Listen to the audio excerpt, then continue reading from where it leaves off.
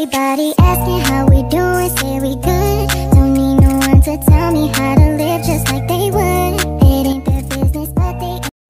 Bismillahirrahmanirrahim. Assalamualaikum warahmatullahi wabarakatuh. Sebelumnya yang terhormat kepada Bapak Dr. Muhammad Ridwan Yuda Negara SPD MPD selaku dosen pengampu dari mata kuliah Matematika Kombinatorik, dan terima kasih kepada rekan-rekan yang telah menonton video ini. Oke, kali ini kita akan membahas apa itu relasi rekurens dan fungsi pembangkit. Sebelumnya, perkenankan saya untuk memperkenalkan diri terlebih dahulu. Oke, perkenalkan, nama saya Indari Oktavinata dan dengan NPM 2110631050065 dari kelas 6B Program Studi Pendidikan Matematika Fakultas Keguruan dan Ilmu Pendidikan Universitas Singapura Bangsa Karawang.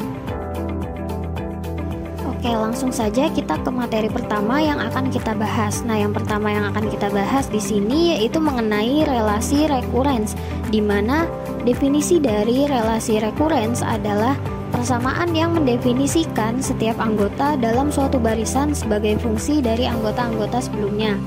Nah, relasi rekurens ini sering digunakan untuk menemukan formula eksplisit dari barisan yang kompleks. Nah, kemudian di sini juga terdapat bentuk umum dari relasi rekurens, di mana bentuk umumnya adalah AN sama dengan F dikalikan dengan AN-1, AN-2 dan seterusnya hingga AN-K, di mana di sini AN adalah elemen ke N dalam barisan atau turunan dan F adalah fungsi tertentu yang menggambarkan hubungan antara elemen-elemen sebelumnya. Nah, kemudian di sini ada parameter K, di mana parameter K ini menentukan jumlah elemen sebelumnya yang digunakan untuk menentukan AN. Nah, kemudian di sini ada contoh dari relasi rekurens, di mana yang pertama adalah Fibonacci sequence, di mana Fibonacci ini bentuk umumnya adalah Fn sama dengan Fn-1 ditambah Fn-2 dengan F0 dan F1 sebagai kondisi awalnya. Nah, kemudian yang kedua adalah barisan geometrik, di mana rumusnya adalah AN sama dengan R dikalikan dengan AN-1 dengan A0 sebagai suku awal dan R-nya adalah rasio. Oke, selanjutnya mengenai manfaat relasi rekurens. Apa sih manfaat dari relasi rekurens itu? Nah, manfaat yang pertama ialah modelisasi proses berulang. Nah, di mana pemodelan proses berulang ini dalam relasi rekurens memungkinkan kita untuk memodelkan dan memahami berbagai proses berulang dalam kehidupan sehari-hari. Nah, seperti pada pertumbuhan populasi, perubahan keuangan, atau pola alami. Nah, kemudian yang kedua adalah prediksi dan peramalan. Nah, dengan menggunakan relasi rekurens, kita dapat membuat perkiraan tentang bagaimana suatu sistem akan berkembang dari waktu ke waktu. Nah, ini juga berguna dalam perencanaan keuangan, manajemen persediaan, dan banyak aplikasi lainnya. Nah, kemudian yang ketiga, manfaatnya ialah pemecahan masalah, di mana dalam beberapa kasus, relasi rekurens dapat membantu kita dalam menyelesaikan masalah-masalah yang kompleks dengan cara yang lebih efisien daripada tradisional. Nah, ini termasuk dalam pemrograman dinamis, optimisasi kombinatorial, dan teori graf. Nah, kemudian yang keempat ialah inovasi dan penemuan, di mana pemahaman kita mengenai relasi rekurens dapat membuka pintu bagi inovasi dan penemuan baru dalam berbagai bidang ilmu pengetahuan dan teknologi. Ini dapat membantu dalam pengembangan teknologi baru, penemuan obat-obatan, atau penemuan strategi bisnis yang efektif. Oke, agar lebih mudah kita untuk memahaminya, kita langsung saja ke contoh soal berikut.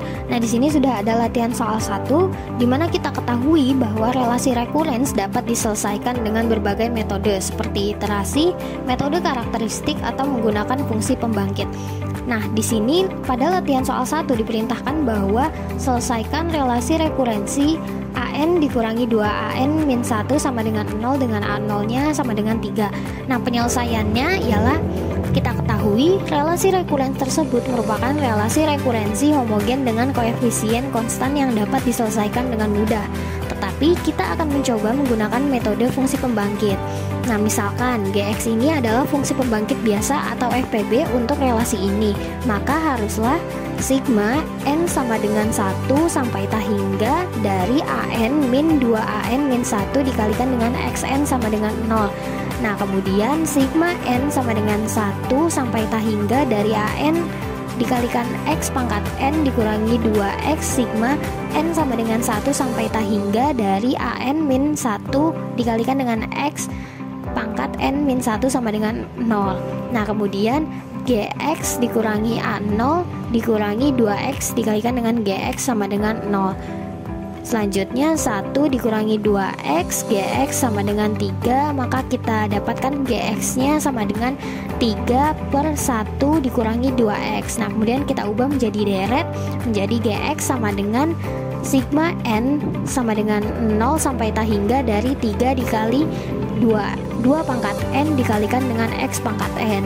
Nah, maka kita dapatkan bahwa solusi relasi rekurensinya adalah AN sama dengan 3 dikalikan 2 pangkat N. Nah, kemudian kita ke materi yang selanjutnya yaitu mengenai fungsi pembangkit. Nah, di sini udah ada definisi dari fungsi pembangkit, yaitu alat matematis yang digunakan untuk mempresentasikan sebuah barisan atau urutan dalam bentuk persamaan tunggal. Nah, fungsi ini membantu dalam menganalisis, memodelkan, dan memanipulasi barisan angka atau data lainnya dengan cara yang lebih terstruktur dan formal. Nah, kemudian di sini juga ada bentuk umum, di mana bentuk umumnya ini terbagi menjadi dua. Yang pertama itu ada fungsi pembangkit biasa atau Ordinary Generating Function atau OGF. Untuk barisannya di sini diberikan sebuah barisan AN, fungsi pembangkit biasanya didefinisikan sebagai jumlah tak hingga dari elemen-elemen barisan yang dikalikan dengan X ke pangkat N, yaitu bentuknya AX sama dengan sigma N sama dengan 0 sampai tah hingga dari AN dikalikan dengan X pangkat N.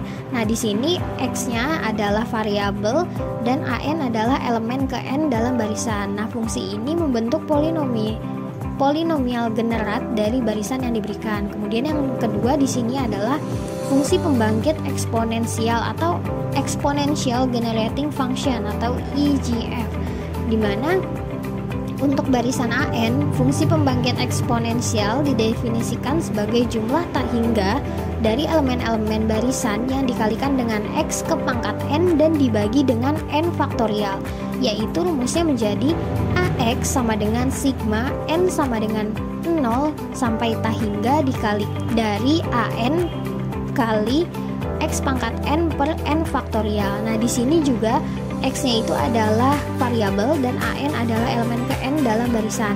Nah, fungsi ini juga membentuk polinomial generat eksponensial dari barisan yang diberikan. Nah, kemudian di sini ada manfaat dari fungsi pembangkit. Apa sih manfaat dari fungsi pembangkit itu? Sebenarnya banyak sekali ya, cuma di sini kita menyebutkan 3 saja. Di mana yang pertama adalah perencanaan keuangan, di mana dalam perencanaan keuangan ini fungsi pembangkit dapat digunakan untuk menghitung proyeksi pertumbuhan investasi, tabungan, atau utang berdasarkan pola-pola yang ada. Nah, kemudian di sini juga yang kedua ialah optimisasi rute.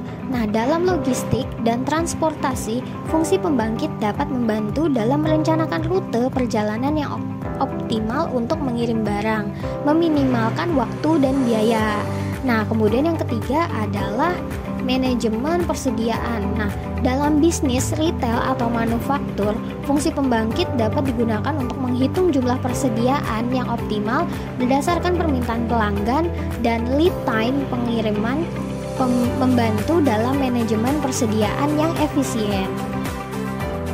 Nah, di sini udah ada contoh soal. Nah, di sini latihan soalnya yang kedua. Nah, di mana di sini misal Andi memiliki 5 buah bola yang berbeda warna, ada merah, biru, hijau, kuning, dan putih. Nah, dia ingin membuat rangkaian gelang yang terdiri dari 3 bola yang berbeda warna. Nah, berapa banyak rangkaian gelang yang berbeda yang dapat dia buat? Nah, di sini kita dapat menyelesaikannya menggunakan fungsi pembangkit, di mana kita dapat memisalkan AX adalah fungsi pembangkit yang mewakili jumlah rangkaian gelang yang berbeda. Nah, di sini ada langkah-langkahnya, di mana yang pertama adalah tentukan ekspresi untuk fungsi pembangkit. Nah, setiap bola dapat dipilih atau tidak dipilih. Jadi kita memilih dua pilihan untuk setiap bola. Nah, maka fungsi pembangkit untuk setiap bola adalah 1 ditambah dengan X, di mana X menunjukkan bola dipilih dan 1 menunjukkan bola tidak dipilih. Nah, kemudian jumlah bola yang dipilih adalah 3, sehingga kita akan mengalihkan fungsi pembangkit dari masing-masing bola sebanyak 3 kali. Nah, kemudian yang kedua, hitung jumlah rangkaian gelang yang berbeda. Di sini rumusnya adalah AX sama dengan 1 ditambah X dikuadratkan dengan 5. Nah, karena kita memiliki 5 bola yang berbeda, tadi ada 5 warna. Nah, kemudian langkah yang ketiga adalah ekstrak koefisien dari X pangkat 3. Nah, di sini udah AX sama dengan 1 ditambah X dikuadratkan 5 pangkat 5 sama dengan 1 ditambah 5X ditambah 10X kuadrat. Nah, maka jumlah rangkaian gelang yang berbeda adalah koefisien dari X pangkat 3, yaitu 10 gitu. Oke, mungkin cukup sekian yang dapat saya sampaikan, kurang lebihnya mohon maaf. Semoga apa yang telah saya sampaikan tadi bermanfaat untuk kita semua. Wabillahi taufiq wal hidayah. Wassalamualaikum warahmatullahi wabarakatuh.